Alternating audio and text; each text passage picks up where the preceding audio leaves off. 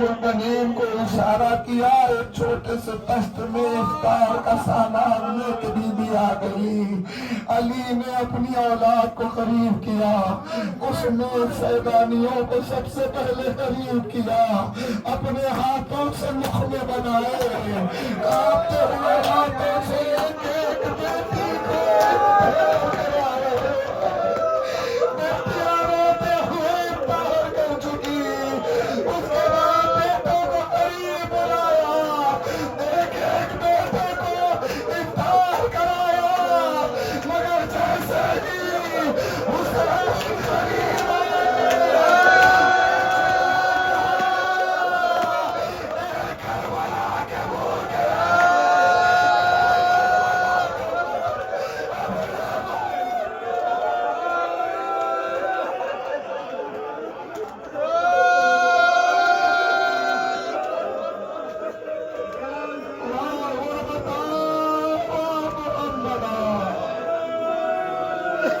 ऐसे आलम में कि अली को गशा गया, औलाद तड़पती रही, अब गश पर गशा रहा है, बेखरारी औलाद में बढ़ती जा रही है। खुदा जाने आने वाली सुबह क्या पैगाम लेके आने वाली है। इसी असना में फिर से वाक़ा हुआ, वसीयतें करने लगे। मुकम्मल वसीयत हमने अर्ज किया था, अब अलग अलग वसीयतें करते रहे। हसन को करीब बुलाया, औलाद की तरफ देखा, कहा सुनो, तुम्हारे दरमियान अगर कोई अफजल है तो वो फातिमा की औलाद है। सबसे ज्यादा फातिमा की औलाद का एहतराम है। उसके बाद सुनो, औलाद फातिमा और गैर औलाद फातिमा सब सुने कि मेरे बाद हसन तुम्हारा इमाम होगा। ये अली की वसीयत है कि हसन को कभी फरामोश न करना, हसन की इताअत करते रहना। हाँ सुनो, अगर मैं बच जाऊं तो इब्ने मुलजिम से मैं अपनी मर्जी से खिताब कर लूंगा, खिसास ले लूंगा मेरा चाहे, मगर अगर मैं न रहूं, जो इम्कानात है कि मैं गुजर रहा हूं, तो मेरे हसन को इख्तियार है कि वो मेरे बाद चाहे तो इब्ने मुलजिम को छोड़ दे या एक बार के बदले में सिर्फ एक बार करे। अली जैसा आदिल किसास लेने वाला ये इमाम आदिल है। मुराद यही बाद शहादत और तकफीन हसन ने एक बार में मलूक को वासिले जहन्नम कर दिया था। बहरहाल अली ने सबके लिए वसीयतें की, वसीयतें करते करते बेटों को करीब बुलाया, एक का हाथ अपने हाथों से लेकर हसन के हाथ में रखते गए। कहा मेरे बाद हसन तुम्हारा इमाम, मैं तुमको हसन के हवाले कर रहा हूँ, मैं तुम्हें हसन के सुपुर्द कर रहा हूँ। तमाम को सुपुर्द कर दिया, करते करते हशार वाली को कुछ ही देर में असली वाक़ा हुआ। अजीब मंजर था, अली ने देखा उम्मुल बनीन अब्बास का अली का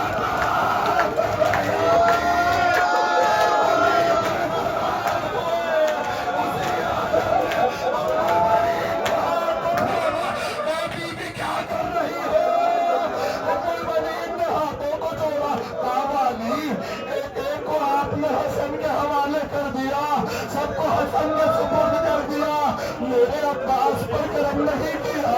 मेरे अब्बास को न देखा। मौला कोई शिको नहीं, आप आबिद बात है मौला, मौला आप मेरे पेशवा है मौला, आप मेरा आका है, कोई गिला नहीं। आपने जो किया नसीहतें परवरदिगार है मौला, मगर मैंने आप ही से सुना ना।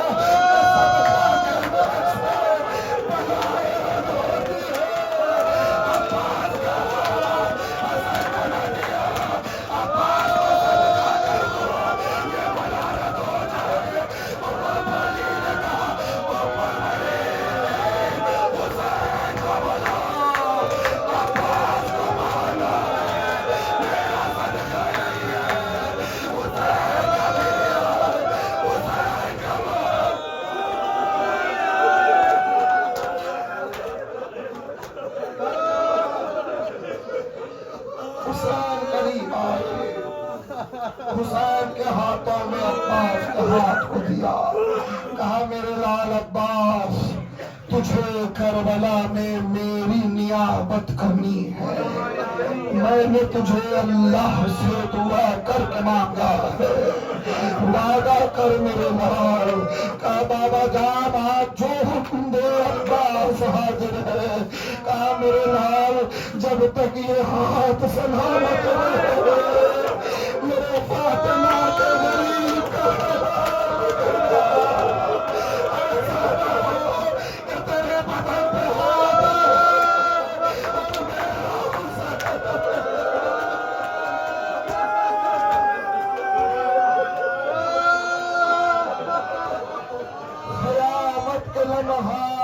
ہے علی کے گھر میں بیت الشرف ماتم کدا بنا ہوا ہے، ایسے عالم میں کہ سپرد حسین کرنے کے بعد پھر علی کو غش آیا، کچھ دیر گزری کہ غش سے فاقہ ہوا، اب علی بے قرار ہو رہے ہیں، بے چین ہو رہے ہیں، یوں ہی رات گزرنے لگی، زینب پریشان ہے، ایک لمحہ بھی باپ کو تنہا نہیں چھوڑ رہی ہے، بار بار آ کے پہلو میں بیٹھتی ہے، غور سے باپ کے چہرے کو دیکھ رہی ہے، کبھی سر کو دیکھ رہی ہے، ایسے عالم میں علی نے آنکھیں کھولی، بیٹی کے چہرے کو دیکھا، کہا میری بچی کیوں بے قرار ہو؟ کہا بابا جس کا شبیر باہر گزر رہا ہے اس کی بیٹی کیسے چین سے رہے؟ کہا بابا بار بار اپنی موت کا اعلان کر رہے ہو، بابا بار بار اپنی قضا کا اعلان کر رہے ہو، کیوں کر اپنے جانے کا یقین ہو گیا بابا؟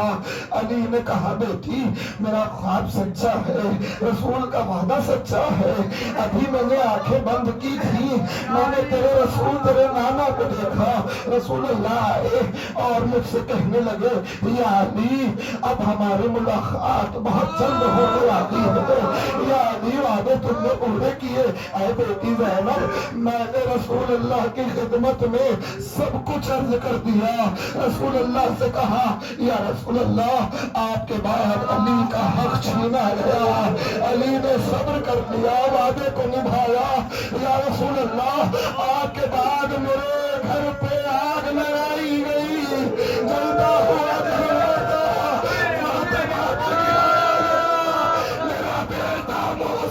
دنیا میں آنے سے پہلے قتل کر لیا گیا، میں نے صبر کیا، فاطمہ دربار گئی، علی نے صبر کیا، ایک کے بعد علی کا حق چھینا جاتا رہا، علی نے صبر کیا، میں نے اپنا ہر درد تیرے نانا کو بیان کر دیا، میں نے ہر غم اپنا تیرے نانا کو بیان کر دیا، میں نے اپنے ہر دل کی تکلیف رسول اللہ سے بیان کر دی، میرا دل ہلکا ہو گیا، اب گزرنے کا وقت آ گیا، بس اتنا کہنا تھا۔ آپ سنیں گے جملہ، ایک مرتبہ زینب نے ہاتھوں کو جوڑ کے کہا بابا بہت اچھا کیا، اپنے دل کا حال نانا سے بیان کر لیا، مگر بابا بیٹی ایک سوال پوچھنا چاہتی ہے۔ کہا بیٹی پوچھو۔ کہا بابا اتنے مصائب آپ نے سہے، گزرنے سے پہلے سہی، عالم خواب میں سہی، آپ کو اتنا موقع مل گیا کہ نانا سے آپ نے دل کے حال بیان کر لیے، اپنے دل کی تکلیفیں بیان کر لی، اب اتنا بتا کے جائیے ماما اگر زینب کی زندگی میں کوئی ایک ایسا موقع آ جائے جہاں زینب تھک جائے تو زینب کس سے بیان کرے؟ سنیں گے روایت کے بگڑے علی نے ہاتھ اٹھایا، بیٹی کے سر پر رکھا، کہا زینب تجھے تھک جانا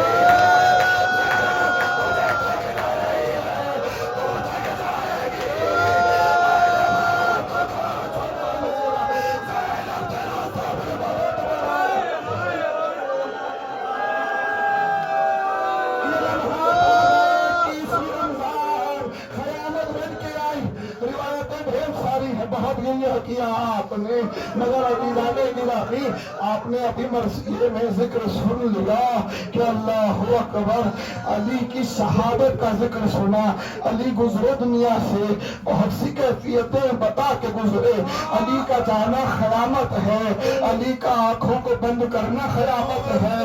علی کا دنیا سے رخصت ہونا خیامت ہے۔ اولاد کو یتیمی کا پرسا ہے بے شک، ہمارے زمانے کا امام آیا ہوا ہے، اس کی بارگاہ میں بھی پرسا مولا، ہم غلام آئے ہیں، آپ کو آپ کے جب کا پرسا دینے آئے ہیں مولا، ہم فرمائیے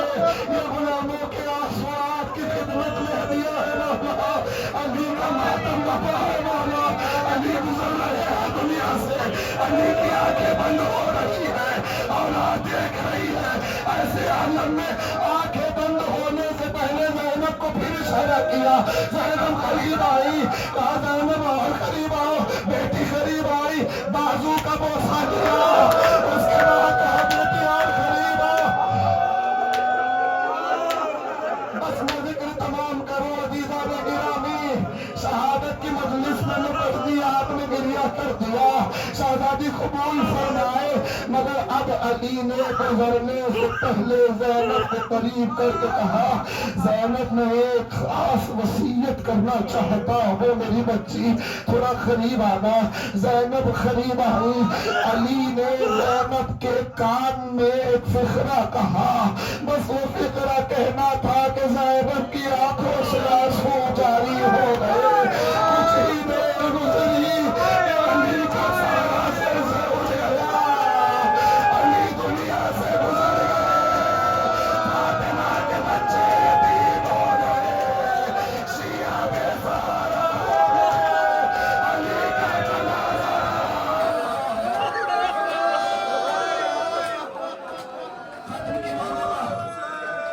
ختم کی میں نے بات مجلس میں نے کر دی،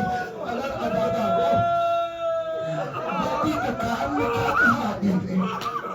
ایسا کیا کہا وقت اخیر، بیٹی کے کام میں کیا کہا آگے نے، ماں دوسری اولاد بھی کھڑی ہوئی ہے، ماں دیگر اولاد بھی کھڑی ہوئی ہے، ان کو بھی پتا نہیں چلا کہ باپ نے بیٹی سے کیا کہا۔ علی کی شہادت 40 ہجری میں ہوئی، 50 ہجری میں مدینے میں حسن کا جنازہ اٹھا، تب تک کسی کو پتا نہیں چلا باپ نے بیٹی سے کیا کہا تھا،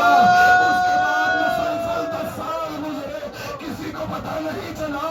باپ نے بیٹی سے کیا کہا تھا۔ حسن کے 10 سال بعد کربلا ہوئی، فاطمی سے پیار شروع ہوئی، 10ویں محرم کو لاشوں پہ لاشیں آنے لگی، کسی کو نہیں پتا زینب نے دل میں دفن کر کے رکھا تھا، کسی کو نہیں بتایا آج کی رات علی نے کیا کہا تھا، مگر کربلا میں ہو گئی مجلس، خدا مجھے ہمت دے، کربلا میں ایک موقع آیا، اداکاروں ایک موقع آیا، کون سا موقع